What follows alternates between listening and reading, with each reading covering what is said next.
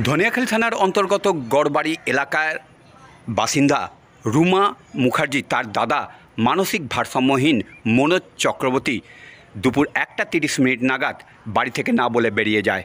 তার পরিপ্রেক্ষিতে বাড়ির লোক খোঁজাখুঁজি করে খুঁজে না পাওয়ায় ধনিয়াখালী থানায় একটি লিখিত অভিযোগ করে। তার ভিত্তিতে ধনিয়াখালী থানার অফিসার বুদ্ধদেব সরকারের নেতৃত্বে ওই ব্যক্তিকে খুঁজে পায়। পরে তার বোন রুমা মুখার্জির হাতে তাকে তুলে দেওয়া হয়।